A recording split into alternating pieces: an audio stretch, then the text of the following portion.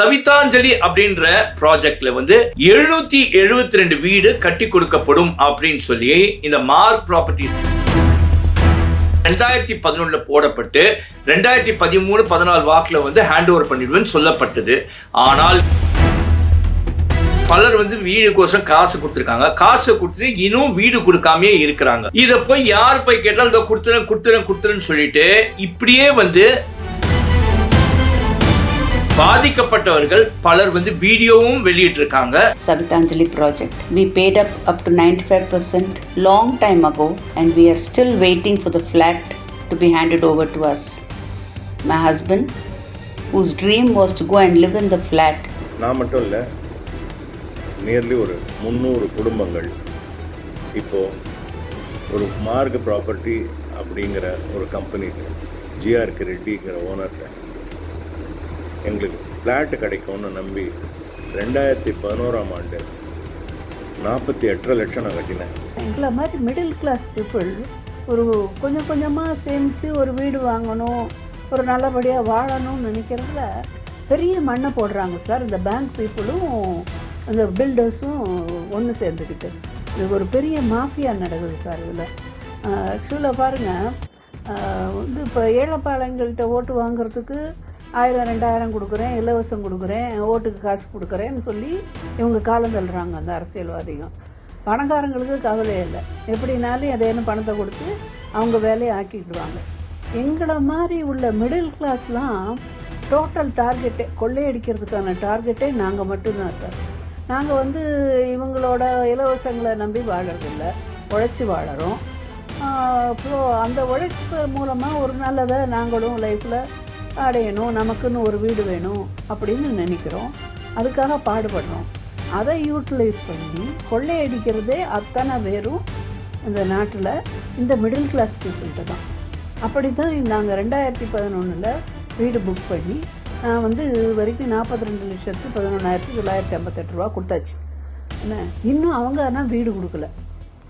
என்ன மாதிரியே இப்போ பல பேர்கிட்ட கிட்டத்தட்ட ஒரு 200 பேருக்கு மேலே 240 பேர்கிட்ட இவங்க பணம் கலெக்ட் பண்ணியாச்சு. மொத்தத்துக்கு ஒரு 300 வீடு சார் இப்போ புக் ஆகிருக்கு அங்கே. ஆனால் 300 ஃபேமிலியும் இப்போ வீடு வாங்கிக்க முடியாமல் ஒரு தவிப்பில் இருக்கோம். கரூரில் நீங்கள் பேசுனீங்க, நான் இருக்கேன், உங்கள் விஜய் இருக்கேன், உங்கள் வீட்டு பிள்ளை இருக்கேன்னு சொன்னீங்க. அந்த ஒரே நம்பிக்கையில் தான் நான் இந்த வீடியோ போடுறேன் சார். ஒற்றன் செய்தி நேயர்களுக்கு வணக்கம். இன்னைக்கு நம்ம எதை பற்றி பேச போகிறோம் அப்படின்னு பார்த்தீங்கன்னா, சென்னையில் இருக்கக்கூடிய கட்டுமான தொழிலில் ஒரு பிரபலமான ஒரு பில்டரை பற்றி தான் இன்னைக்கு பேச போகிறோம். மார்க் ப்ராப்பர்ட்டிஸ், அதுவும் அதனுடைய உரிமையாளருமான திரு ஜிஆர்கே ரெட்டி இவரை பற்றியும், இவர் கட்டி கொடுத்துள்ள வீடுகளுக்கு வாங்குறேன் அப்படின்னு சொல்லி போன பையர்ஸ் அவங்க பாதிக்கப்பட்டிருக்காங்களே அவங்கள பற்றியும், இந்த மார்க் ப்ராப்பர்ட்டிஸ்க்கு இன்வெஸ்ட்மெண்ட் செய்த ஒருவரை பற்றியும் தான் இன்னைக்கு நாம இங்க பேச போறோம். சரி, எதை பத்தி அப்படின்னு பாத்தீங்கன்னா, மார்க் ப்ராப்பர்ட்டிஸ் சென்னையில பல இடங்கள்ல அடுக்குமாடி குடியிருப்புகளை கட்டி கொடுக்கறதா அவங்க அஷூரன்ஸ் கொடுத்துருக்காங்க. அது செஞ்சுன்னு தான் வந்துட்டு இருக்காங்க. அதுல பல அதிருப்தியாளர்கள் இருக்காங்க. ஏன்னா இவங்க மேல பல அலிகேஷன்ஸ் இருக்கு. ரைட், இன்னைக்கு நம்ம பார்க்க போறது சென்னை OMR கேளம்பாக்கம் சாலையில் இருக்கக்கூடிய அந்த சவிதாஞ்சலி அப்படின்ற ஒரு ப்ராஜெக்டை பற்றி தான் நம்ம இன்னைக்கு பேச போகிறோம். அந்த சவிதாஞ்சலி அப்படின்ற ப்ராஜெக்ட்ல 772 வீடு கட்டி கொடுக்கப்படும் அப்படின்னு சொல்லி இந்த மார்க் ப்ராப்பர்ட்டிஸ் மூலமா சொல்லப்பட்டது. அந்த 772 வீட்டுக்கு 113 கோடி, அதாவது 113 crores இவங்க அந்த பையர்ஸ் கிட்ட இருந்து வாங்கிட்டாங்க. இதெல்லாம் எப்போ நடந்துச்சுன்னு கேட்குறீங்களா? இந்த ப்ராஜெக்டே சவிதாஞ்சலி ப்ராஜெக்ட்ன்றது 2011 போடப்பட்டு 2013-14 வாக்கில் ஹேண்ட் ஓவர் பண்ணிடுவேன்னு சொல்லப்பட்டது. ஆனால் இன்று 2026 வருடம் ஆகஸ்ட் மாதம் 12ஆம் தேதி நடக்குது. இனி வரை அந்த மார்க் ப்ராப்பர்ட்டிஸ் அந்த பணம் கட்டியவர்கள் ஒருவருக்கும் வீடை கொடுக்கவில்லை என்பதுதான் நிதர்சனமான உண்மை. ரைட், இப்போ இதில் என்ன விஷயம் அப்படின்னு பார்த்தீங்கன்னா, இவங்க இன்வெஸ்ட் பண்ணாங்களே எல்லாரும் பலர் வீடு கோசம் காசு கொடுத்துருக்காங்க. காசு கொடுத்துட்டு இன்னும் வீடு கொடுக்காமே இருக்கிறாங்க. இதை போய் யார் போய் கேட்டாலும் இதோ கொடுத்துறேன்னு சொல்லிட்டு இப்படியே அவங்க டாட்ஜ் பண்ணுறதா, சீட் பண்ணுறதா பாதிக்கப்பட்டவர்கள் பலர் வீடியோவும் வெளியிட்டிருக்காங்க. நமக்கு கிடைக்கப்பட்ட சில ஆவணங்கள் பற்றி பார்த்தோம்னா அது பிரகாரமாக தான் நம்ம இங்கே பேசுகிறோம். Savitanjali project. We paid up to 95% long time ago, and we are still waiting for the flat to be handed over to us. My husband, whose dream was to go and live in the flat, passed away a year and a half ago. Now, with my daughter living in the US, I am left all by myself to fight for the flat to be handed over. CM sir, you are our only hope. மாண்புமிகு முதலமைச்சர் திரு Joseph Vijay அவர்களே, என் பேர் விஸ்வநாதன் பாபு. நான் சென்னையில் வசிக்கிறேன். நான் மட்டும் இல்லை, nearly ஒரு 300 குடும்பங்கள் இப்போது ஒரு மார்க் ப்ராப்பர்ட்டி அப்படிங்கிற ஒரு கம்பெனிகிட்ட, ஜிஆர்கே ரெட்டிங்கிற ஓனர்கிட்ட எங்களுக்கு ஃப்ளாட்டு கிடைக்கும்னு நம்பி 2011ஆம் ஆண்டு 48.5 லட்சம் நான் கட்டினேன். நான் கட்டினது மட்டும் இல்லை, அந்த அந்த பேங்க்லேருந்து லோனு வாங்கி அதை கட்ட வேண்டியதாக போச்சு. பேங்க் லோனுக்கு நாங்கள் வட்டியும் கட்டிட்டோம். ஒரு பக்கம் பேங்க் லோனுக்கு வட்டி, ஒரு பக்கம் வீடும் கிடைக்கல. இன்றைக்கி 13 வருஷம் கழிச்சோம், எங்களுக்கு வீடும் கிடைக்கல, பணமும் கிடைக்கல. நாங்களாம் நடுத்தர குடும்பத்தை சேர்ந்துருக்கோம். கொஞ்சம் கொஞ்சமாக சிறுக சேமித்து கட்டுறோம் சார். இந்த வீடு கிடைக்காத நிலையில் நாங்கள் என்ன தான் பண்ணுறது சொல்லுவோம். ஸோ இதெல்லாம் நடந்ததுக்கப்புறமும் எங்களுக்கு யாரும் ஒரு ஒரு ஒரு நீதி நியாயம் கொடுக்கறதுக்கு ஆள் இல்லை. இப்போ நீங்கள் தான் ஒரு லாஸ்ட் ரிசார்ட் சார். உங்கள்கிட்ட அதான் வந்திருக்கோம். தயவுசெய்து இதை பற்றி கொஞ்சம் விசாரித்து எங்களுக்கு ஒரு நல்ல தீர்ப்பை நீங்கள் வழங்கணும். உங்கள் மேலே எங்களுக்கு நிறைய நம்பிக்கை இருக்குது. நீங்கள் பல விஷயங்கள் நல்ல விஷயங்கள் செய்கிற இதையும் நீங்கள் தயவுசெய்து எடுத்துட்டு எங்களுக்கோசரம் தயவுசெய்து இதை நீங்கள் நடத்தி கொடுக்கணும். அந்த மார்க் ப்ராப்பர்ட்டிஸுங்கிற கம்பெனி ஓனர் ஜிஆர்கே ரெட்டி இது போல் பல விஷயங்கள் ஏமாற்றிருக்காருன்னு நாங்கள் கேள்விப்பட்டோம். It's too late no. நான் அதுக்கு மேலே என்ன சொல்கிறதுன்னு தெரியல. எங்களை மாதிரி மிடில் கிளாஸ் பீப்புள் ஒரு கொஞ்சம் கொஞ்சமாக சேமித்து ஒரு வீடு வாங்கணும், ஒரு நல்லபடியாக வாழணும்னு நினைக்கிறதுல பெரிய மண்ணை போடுறாங்க சார். இந்த பேங்க் பீப்புளும் இந்த பில்டர்ஸும் ஒன்று சேர்ந்துக்கிட்டு இது ஒரு பெரிய மாஃபியா நடக்குது சார். இதில் ஆக்சுவலாக பாருங்கள், இப்போ ஏழைப்பாளையங்கள்கிட்ட ஓட்டு வாங்குறதுக்கு 1000-2000 கொடுக்குறேன், இலவசம் கொடுக்குறேன், ஓட்டுக்கு காசு கொடுக்குறேன்னு சொல்லி இவங்க காலம் தள்ளுறாங்க அந்த அரசியல்வாதிகள். பணக்காரங்களுக்கு கவலை இல்லை, எப்படினாலும் எதையான பணத்தை கொடுத்து அவங்க வேலையை ஆக்கிடுவாங்க. எங்களை மாதிரி உள்ள மிடில் கிளாஸ் தான் டோட்டல் டார்கெட்டே, கொள்ளையடிக்கிறதுக்கான டார்கெட்டே நாங்கள் மட்டும்தான் சார். நாங்கள் இவங்களோட இலவசங்களை நம்பி வாழறதில்ல, உழைச்சி வாழறோம். ஸோ அந்த உழைப்பு மூலமாக ஒரு நல்லதை நாங்களும் லைஃப்பில் அடையணும், நமக்குன்னு ஒரு வீடு வேணும் அப்படின்னு நினைக்கிறோம். அதுக்காக பாடுபடுறோம்.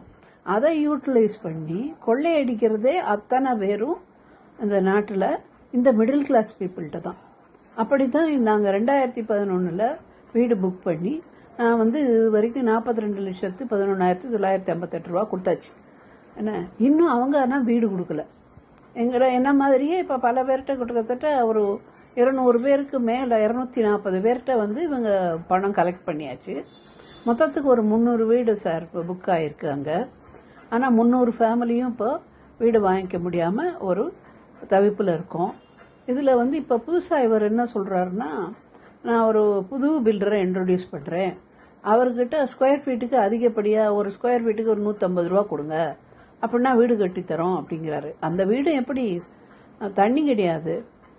இந்த ஓசோன் கிரீன் அப்பார்ட்மெண்ட் பெரும்பாக்கத்தில் இருக்கு பாருங்க, அது மாதிரி ஒரு அப்ரூவல் இல்லாமல் இம்ப்ராப்பர் ஹேண்ட் ஓவருக்கு கொடுக்குறேன்னு சொல்கிறாரு.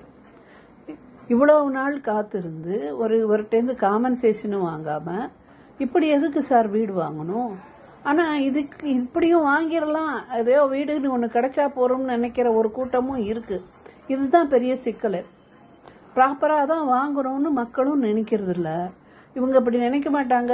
ஒரு வேறு நிலைமை இல்லை, வேறு வழி இல்லைங்கிற சிக்கலுக்கு கொண்டு போய் விட்டுட்டோம்னா எப்படியும் பணத்தை கொடுத்து வீடு வாங்குவாங்க, கடனை உடனே புரட்டி. அப்படிங்கிற தைரியம் அந்த பில்டர்ஸுக்கு இருக்குது சார்.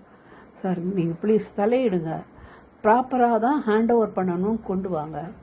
பேங்க்ஸ் லோனு வந்து சரியான கட்டுமானம் இல்லாத எந்த லெவல்லையும் கொடுக்கக்கூடாது.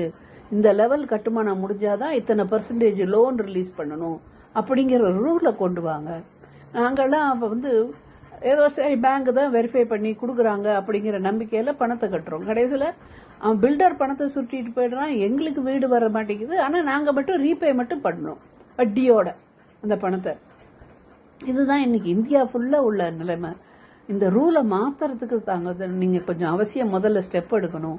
இந்த சவிதாஞ்சலி ப்ராஜெக்ட்டு இம்ப்ராப்பர் ஹேண்ட் ஓவர் ஆகாமல் ப்ராப்பர் ஹேண்ட் ஓவர் ஆகிறதுக்கு வேண்டிய ஏற்பாடுகளை பண்ணணும். உங்கள்கிட்ட வேண்டி கேட்டுக்கிறோம் சார். நீங்கள் இதை செஞ்சீங்கன்னா இந்தியா ஃபுல்லாக உள்ள இருக்கிற மிடில் கிளாஸ் பீப்புள் அத்தனை பேரும் உங்கள் பின்னாடி தான் சார் நிற்பாங்க. ப்ளீஸ், கரூரில் நீங்கள் பேசுனீங்க, நான் இருக்கேன், உங்கள் விஜய் இருக்கேன், உங்கள் வீட்டு பிள்ளை இருக்கேன்னு சொன்னீங்க. அந்த ஒரே நம்பிக்கையில் தான் நான் இந்த வீடியோ போடுறேன் சார். இதில் விஷயம் என்ன அப்படின்னு பார்த்தீங்கன்னா, இதில் சிலர்கிட்ட வந்து 40% 50% 60% வரைக்கும் அமௌண்ட்டும் வாங்கிட்டு இருக்காங்க. அட்வான்ஸாக வாங்கிட்டு தான் வந்து இது வந்து அந்த 112 கோடியா 113 கோடியை வந்து இவங்க இந்த மார்க் ப்ராப்பர்ட்டிஸ் வந்து இந்த பையர்ஸ் கிட்ட இருந்து வாங்கிட்டு இனி வரைக்கும் கொடுக்காம இருக்கிறாங்க. இப்படிப்பட்ட ஒரு சூழலில் அவங்களுக்கு பல விஷயத்தில் வந்து பண நெருக்கடியிலையும் வந்திருக்கு. அதாவது அந்த பணத்தை வாங்கி ஒழுங்காக இங்கே இன்வெஸ்ட் பண்ணியிருந்தாங்கன்னா, கட்டி அந்த கன்சியூமர் கொடுத்துருந்தாங்கன்னா பணம் வந்திருக்கும். இங்கே கன்சியூமர் யாரும் காசு கொடுக்கல, அப்படி ஏமாத்திட்டாங்கன்னு எந்த பையரும் வந்து நாங்கள் வந்து காசு கொடுக்காம போனோம்னு சொல்லலை. இவங்க எல்லாருமே காசு கொடுக்கறதுக்கு ரெடியாக இருந்தாலும் காசை மட்டுமே தான் வாங்கினார் வழிய பில்டிங்கை கட்டலை அப்படின்றாங்க. அதான் அந்த பில்டிங் என்ன தான் கட்டியிருக்காங்கன்னு பார்த்தீங்கன்னா, இனி வரைக்கும் பார்த்தீங்கன்னா வந்து 2011 ஆரம்பிச்சுன்னா இனி வரைக்கும் வந்து 15 வருஷத்துக்கிட்ட ஆகுது. ஓகே, 15 இயர்ஸில் வெறும் 60% கிட்ட தான், 50% 60% தான் வந்து இவங்க வந்து பில்டிங்கை வந்து அதுக்கான கன்ஸ்ட்ரக்ஷனை முடிச்சிருக்காங்க. மீதி எல்லாமே பெண்டிங்லேயே இருக்குது அப்படின்றாங்க. இது சம்பந்தமாக பாதிக்கப்பட்டவர்கள் பலர் வந்து ரெரால கம்ப்ளைண்ட் பண்ணியிருக்காங்க. அப்புறமா வந்து தமிழக அரசு காவல்துறையில் கலெக்டர்கிட்ட இதெல்லாம் கம்ப்ளைண்ட்லாம் பண்ணிட்டு நீதிமன்றமும் நாடி இருக்காங்க. ஆனால் என்ன ஆச்சு அப்படின்னு பார்த்தீங்கன்னா, நீதிமன்றம் அந்த நுகர்வோர்கள், அதாவது அந்த பையர்ஸ் இருக்காங்களா, வாங்கியிருக்காங்களா வீடுங்க, அவங்களுக்கு சாதகமாக வந்திருந்தாலும் அவர்களால் அந்த வீட்டுக்குள்ளே குடி போக முடியல அப்படின்றது தான் உண்மை. அப்படியே மீறி யாருன்னா உள்ளே போனோம் அப்படின்னா, இவருடைய அதாவது யாருன்னா மார்க் ப்ராப்பர்ட்டிஸ் உடைய சேர்மனான ஜிஆர்கே ரெட்டி இருக்கார்ல, அவர் வந்து அவர்கிட்ட இருக்க பணபலம் மற்றும் அடியாட்கள் பலமை வைத்து அந்த வீட்டு உரிமையாளர், யார் யார் வீட்டுக்கு பணம் கட்டிக்க வீட்டு உரிமையாளர்கள் சொல்லப்படக்கூடியவர்கள், அதை பணம் கட்டியிருக்கோங்க, அவங்கள மிரட்டுறது, அதுக்கப்புறம் அவங்க மீது காவல்துறையை ஏவி விட்டு, அதாவது காவல்துறை வந்து அவர் கண்ட்ரோல் வச்சுக்கலாம் பணம் கொடுத்துருக்காருல, காவல்துறையை ஏவி விட்டு பொய் வழக்கு இவங்க மேலே போடுறது, இப்படியெல்லாம் போட்டு அவங்கள மிரட்டி மிரட்டி மிரட்டி மிரட்டி பார்த்துருக்காரு. இதெல்லாம் நான் சொல்லலைங்க, அவங்கெல்லாம் வெளியிட்ட வீடியோலையும் இருக்குது.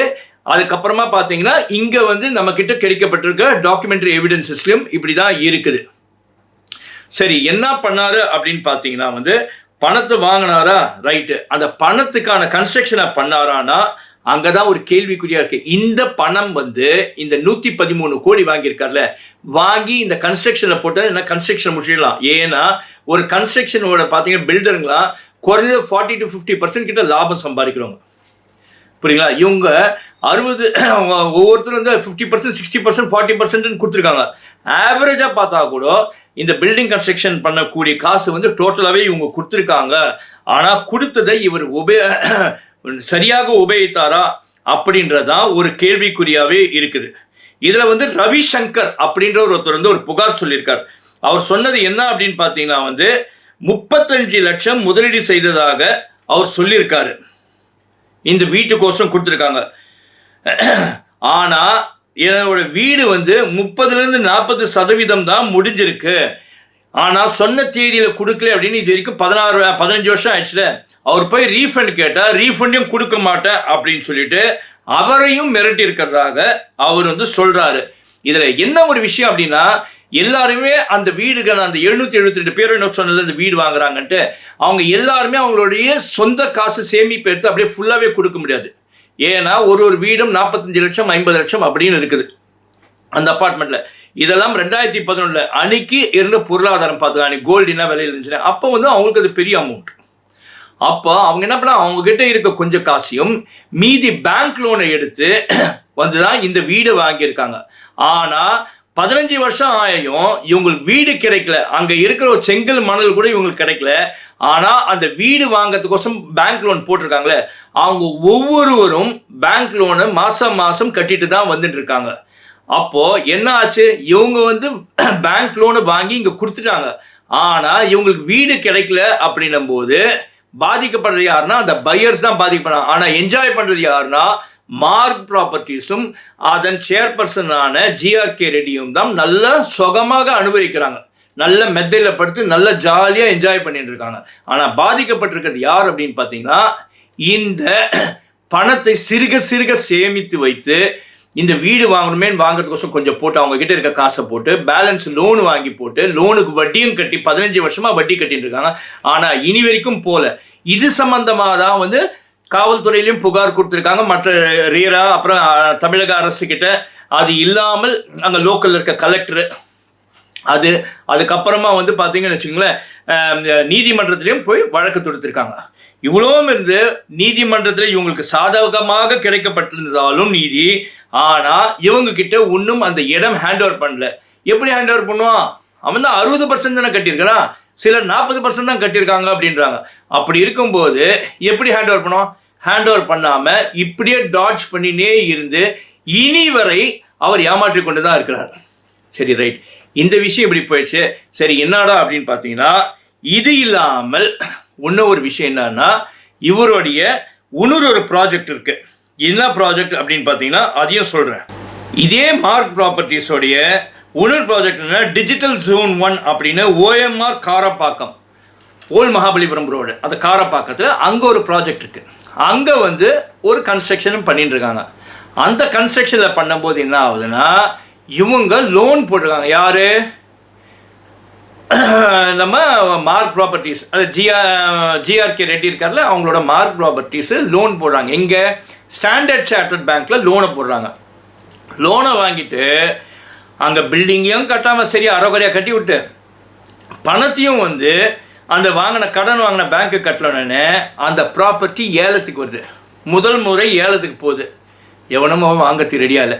அது வாங்கிறதுக்கு வரலையா இல்லை வாங்குறோன்னு இவரோட பணபலமும் அடியாட்கள் பலத்தையும் அரசியல்வாதிகளுடைய சப்போர்ட்டும் இவருக்கு நிறைய பேர் இருக்குது. ஏன்னா அரசியல்வாதியோட சில பினாமியாட்டம் இவரோட அவங்களோட பிளாக் மணி இவர்கிட்ட இருக்கலாம், இல்லை இவர் காசு அவங்களுக்கு கொடுத்து ஆஃப் பண்ணி வச்சுருக்கலாம். ஏதோ ஒன்று நடந்திருக்கு. அதாவது அரசியல்வாதியோடைய பின்னணியும் இருந்திருக்கு இவருக்கு. ரைட், இப்படிப்பட்ட ஒரு சூழலில் இவரால் முதல் வாட்டி ஏலத்துக்கு போன போது பேங்க் மூலமாக யாரும் எடுக்கல, ரெண்டாவது வாட்டி போன போதும் எடுக்கல. அப்போ என்ன ஆகுது, ஒருத்தர் போகிறார். யார் அப்படின்னு பார்த்தீங்கன்னா சுஷில் லால்வானி அப்படின்றவர் ஒருத்தர். அவர் வந்து இன்வெஸ்ட்மெண்ட்லாம் பண்ணக்கூடிய பணம்பலம் உள்ள ஆள். அவர் வந்து ஒரு நார்த் இந்தியன். அவர் போயிட்டு இந்த பேங்க்கு போய் அப்ரோச் பண்ணுறார். ரைட், நான் வாங்கிக்கிறேங்க அப்படின்னு சொல்லி சொன்னாங்க. அப்போ நீங்கள் வாங்குவீங்கன்னா எதை நம்பிக்கையில் வந்து நீங்கள் ஆக்ஷன் எடுப்பீங்க நீங்கள் எதை? உடனே இவர் என்ன பண்ணுறார், ஒரு 6 கோடி ரூபாய் வந்து இதில் கொடுக்குறாரு. யாருக்கு? ஸ்டாண்டர்ட் சார்ட்டர்ட் பேங்க்கை கொடுத்துட்டு ஒரு EMD ஆட்ட ஏதோ ஒரு பணத்தை ஒன்று கட்டுறாரு. கட்டினா அவங்களுக்கு நம்பிக்கை வந்துடுச்சு, ரைட் இவர் வாங்குவார் அப்படின்னு சொல்லிட்டு அந்த 6 கோடி ரூபாய் டிடி எடுக்கிறார். எப்படி கட்டுறதுனா டிடியை வந்து அவங்க பேரில் 6 கோடி ரூபாய்க்கு எடுத்துட்டு அதோட ஜெராக்ஸ் காப்பி தான் ஸ்டாண்டர்ட் சார்ட்டர்ட் கொடுக்குற, டிடியை கொடுக்கல. கொடுத்துனா அவங்க நம்பிக்கைக்கு வந்து இவங்களுக்குள்ள ஒரு அக்ரிமெண்ட் வந்து 52.5 கோடிக்கு, அதாவது 6 கோடி ரூபாய்க்கு டிடி எடுத்து ஜெராக்ஸ் எடுத்து அவங்களுக்கு கொடுத்துட்டாங்க. 52.5 கோடிக்கு அந்த ப்ராப்பர்ட்டி இவர் வாங்குறார். அப்போ என்ன பண்ணுறாருன்னா இந்த 6 கோடிக்கு எல்லாமே ஃபைனலைஸ் ஆனதுக்கப்புறம் 6 கோடிக்கு அங்கே போகுது அப்படின்னு சொல்லிட்டு கொடுத்துட்டாரு. எல்லாம் தெரிஞ்ச மார்க் ப்ராப்பர்ட்டிஸோட ஓனர் ஜிஆர்கே ரெட்டிக்கு விஷயம் தெரிய வர ஜிஆர்கே ரெட்டி என்ன பண்ணுறாருன்னா, ஏன்பா நீ இந்த இது வந்து அவங்கக்கிட்ட ஒரு ரேட்டுக்கு நீ வாங்கிட்டேன்னா எனக்கு பாதிப்பாயிடும், நிறைய பேர் பாதிக்கப்படுவாங்க, எனக்கு ஒரு அமௌண்ட்டை நீ கொடுத்துரு. எப்படி? எனக்கு ஒரு அமௌண்ட்டை நீ கொடுத்துரு அப்படின்னு சொல்லிட்டு அவர் ஒரு அமௌண்ட்டை கேட்குறார். எவ்வளோ கேட்குறான்ற நான் சொல்கிறேன் பாருங்க. அதாவது அந்த ப்ராப்பர்ட்டியோட வேல்யூ 51,56,375 அவ்வளோ ஆகுது. அதாவது 51,92,56,375 ரூபாய்க்கு இவங்க பேசி முடிக்கிறாங்க. அதோட இடத்துடைய சைஸ் என்ன அப்படின்னு பார்த்தீங்கன்னா வந்து 2,55,050 ஸ்கொயர் ஃபீட்டு. ஓகேங்களா? இது டோட்டலாக 7 மாடி, கிரவுண்ட் ஃப்ளோர், பேஸ்மெண்ட்டு, அப்புறமா 7 தளம் இருக்கக்கூடிய ஒரு பில்டிங் தான் அந்த பில்டிங்கு. ஓகே, இதுக்கு தான் வந்து இந்த அக்ரிமெண்ட்டை போட்டு பேசுகிறாங்க. அதில் எவ்வளோ கட்டுறாங்க அப்படின்னு பார்த்தீங்கன்னா, முதல்ல அந்த 6 கோடிக்கு டிடியை கொடுத்துட்டாங்களா, அதுக்கப்புறம் அவர் வந்து பேசின போது அவருக்கு ஒரு அமௌண்ட்டு கேட்குறாரு. சரி ரைட், அதையும் நான் கொடுக்குறேன் அப்படின்னு சொல்லிட்டு என்ன பண்ணுறாருன்னா, அவர் வந்து ஒரு 20 கோடி என்ன கேட்குறாரு. அப்போ எவ்வளோ ஆச்சு? 20 கோடி அவருக்கு போயிடுச்சுன்னா மீதி 50, ஃபார் எக்ஸாம்பிள் 52 கோடின்னு வச்சுக்கோங்க. அந்த 52 கோடியில் 20 கோடி அங்கே போயிடுச்சுன்னா மீதி 32 கோடி இங்கே கட்டணும். அதில் 6 கோடி முதல்ல வந்து அந்த டிடி எடுத்து கொடுத்தா காமிச்சாரு ஜெராக்ஸ், அதுக்கப்புறம் டிடி அங்கே கொடுத்துட்டாரு. ரைட்டு, அந்த டிடி அங்கே போயிடுச்சு, 6 கோடிக்கு போயிடுச்சுன்னா மீதி வந்து எவ்வளோ இருக்கணும்? இங்கே மீதி 26 கோடி இருக்கணும். அந்த 26 கோடியை அமௌண்ட்டும் கட்டிடுறாரு. யாருக்கு? இவங்களுக்கு ஸ்டாண்டர்ட் சார்ட்டர்டு பேங்க்கு கட்டிடுறாரு. இப்போ இவருக்கு கட்ட வேண்டிய 20 கோடியில் 14 கோடியை கட்டுறாரு. யாருக்கு? மார்க் ப்ராப்பர்ட்டிஸ் ஜிஆர்கே ரெட்டி கேட்டதுனால அவருக்கு கட்டிடுறாரு. கட்டிட்டு 6 கோடி ரூபாய் நிறுத்தி வைக்கிறார். அதற்கான காரணம் என்ன அப்படின்னு பார்த்தீங்கன்னா, இந்த பில்டிங்க்கு இருக்கக்கூடிய டேக்ஸு, அதுக்கப்புறமா மற்ற அதாவது வரிகள் இருக்குல்ல, வரி, அப்புறமா நிறைய இதர செலவுகள் என்னென்ன கட்ட வேண்டியது இருக்குமோ அதுக்கெல்லாமே வந்து இவர் நிறுத்தி வச்சுக்கிறார். நிறுத்தி வச்சுட்டு அதுக்கு ஒரு போஸ்ட் டேட்டட் செக்கும் அவருக்கு கொடுத்துறாரு. யார்? ஒரு அக்ரிமெண்ட் போட்டு அவருக்கு வந்து ஒரு செக்கு ஒன்று கொடுத்தாரு, கேஷாக கொடுக்கும் செக்கை கொடுத்துறாரு. இப்படி ஒரு அக்ரிமெண்ட்டை போட்டு கொடுத்துறாரு.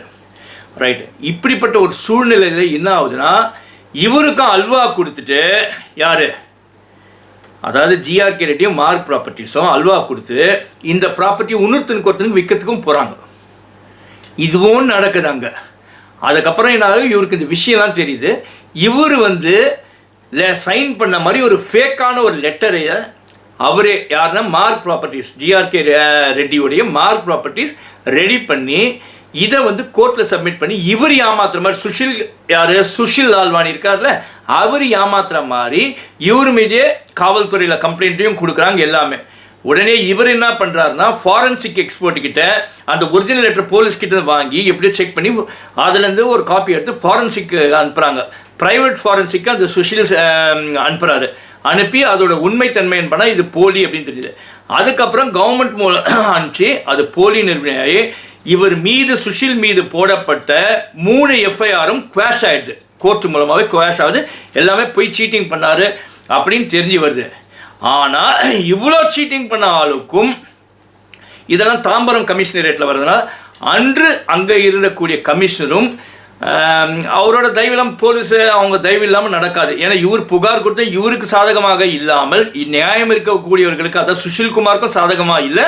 அதே மாதிரி அந்த சவிதாஞ்சலி ப்ராஜெக்டில் இருந்து வீடு வாங்கினாங்க பாருங்க பையர்ஸ், அவங்களுக்கும் சாதகமாக இல்லாத காவல்துறை எல்லாமே வந்து அவருக்கு தான் சாதகமாக. யாருன்னா சீட்டிங் பண்ணாரு, ஃப்ராடிசம் பண்ணாரு அப்படின்னு சொல்லிட்டு புகார் வைத்திருக்க அந்த வீட்டு உரிமையாளர்களும் அப்புறம் இந்த சுஷில்குமாரும் புகார் வைத்திருக்கக்கூடிய அந்த மார்க் ப்ராப்பர்ட்டிஸும் ஜிஆர்கே ரெட்டிக்கும் தான் சாதகமாக இருந்திருக்கு. இப்படிப்பட்ட ஒரு சூழ்நிலையில் தான் இன்னைக்கு சுஷில்குமார் வந்து பல கோடி கொடுத்துட்டு அவருடைய இடத்தை டபுள் செல்லிங் பண்ணியிருக்காங்க மார்க் ப்ராப்பர்ட்டிஸ். அதனால் அவர் பாதிக்கப்பட்டு அவரும் பணம் இல்லாமல் கோர்ட்டும் வீடுமா அலைஞ்சிருக்காரு. எங்கெங்கேயோ ட்ரை பண்ணுறாரு. இன்னும் கோர்ட் வந்து இவங்களுக்கு சாதகமாக கொடுத்தா கண்டெம்ட் ஆஃப் கோர்ட்டில் இருக்குது. இது வரைக்கும் ஹேண்ட் ஓவர் பண்ணாமல் இருக்காங்க. காரணம் என்னன்னா, இவருக்கு பொலிட்டிக்கல் சப்போர்ட் இருக்குது. யாருக்கு? ஜிஆர்கே ரெட்டிக்கு பொலிட்டிக்கல் சப்போர்ட் இருக்குது. பணபலம் அவர்கிட்ட இருக்குது. ஏன்னா இந்த மாதிரி நிறைய புகாருங்க இருக்கும்ல. அப்போ இப்போ இதிலே பல கோடி அடிச்சிருக்காருன்னா அந்த மாதிரி எத்தனை கோடி அடிச்சிருப்பாரு. அதே மாதிரி அடியாட்கள் பலமும் இருக்குது. இவங்க அடியாட்கள் பலம் இருக்கிற தொட்டு தான் அந்த சவிதாஞ்சலி ப்ராஜெக்ட் இருக்குல்ல, அந்த சவிதாஞ்சலி ப்ராஜெக்டில் கம்ப்ளைண்ட் கொடுத்தவங்களுக்கு சாதகமாக அட்வொகேட்ஸ்க்கு வந்த போது அந்த அட்வொகேட் அந்த வழக்கறிஞர்களையே ரிமாண்ட் பண்ணுற அளவுக்கு, அரெஸ்ட் பண்ணி ரிமாண்ட் பண்ணுற அளவுக்கு இவருக்கு சக்தி வாய்ந்தவராக இருந்திருக்கார் அந்த பீரியடில் 2024 பார்த்துக்கோங்க. அப்போ எந்த அளவுக்கு இவருக்கு வந்து இன்ஃப்ளூயன்ஸ் இருக்கும். இப்படிப்பட்டவர் இன்னைக்கு வந்து இந்த ப்ராஜெக்டில் இவங்க பாதிக்கப்படுறாங்க. இந்த மாதிரி பல ப்ராஜெக்டில் பலர் பாதிக்கப்பட்டதாக நமக்கு தகவல்கள் வருது. இது மட்டும் இல்லாமல் பல கார்பரேட் கம்பெனிஸ் எல்லாமே இவங்க மேலே, மார்க் ப்ராப்பர்ட்டிஸ் மேலே வழக்கு தொடுத்திருக்காங்க. அது ஒரு தனி கதை இருக்குது. அந்த கதையை பேசினா ஒவ்வொரு எபிசோடாக பண்ணலாம். இந்த மார்க் ப்ராப்பர்ட்டிஸ் மேலே எந்தெந்த கார்ப்பரேட் கம்பெனிஸ் தனிநபர்கள்லாம் கேஸ் நடத்திட்டு இருக்காங்க இந்த மாதிரி சீட்டிங் கேஸ் அப்படின்றத பார்த்தா அதுவே வந்து ஒரு வருஷத்துக்கு போகும் போல இருக்கு. ஏன்னா அது 200-300 கம்பெனி கிட்ட இருக்கும் பொழுது டெய்லி ஒவ்வொரு எபிசோட் தான் நான் பேசிட்டு போனோம். சரி, இதில் என்னன்னா மெயினாக நுகர்வோர்கள், அதாவது பில்டர்ஸ் பாதிக்கப்பட்டிருக்காங்க. அதே மாதிரி ஒரு இன்வெஸ்டர் வந்து ரொம்ப சீட் பண்ணப்பட்டு இனி வரைக்கும் நீதி கிடைக்காம இருக்காங்க. அவங்களுக்கோசம் தான் இந்த வீடியோவே போட்டிருக்கேன். இதை பார்க்கக்கூடிய பொதுமக்கள் சற்று கவனமாக இருங்கள். அதாவது ஒரு ப்ராப்பர்ட்டியை வாங்குறீங்கன்னா அது ஜென்யூனான பில்டரா அப்படின்னு பார்த்துட்டு அதோட ஹிஸ்ட்ரியை பாருங்கள். அப்படி நல்லவங்களா இருந்தால் நீங்கள் அவங்கக்கிட்ட ப்ராப்பர்ட்டி வாங்குங்க, இல்லைன்னா அப்படிப்பட்ட ப்ராப்பர்ட்டியை வாங்காமல் ஒதுங்கிக்கோங்க.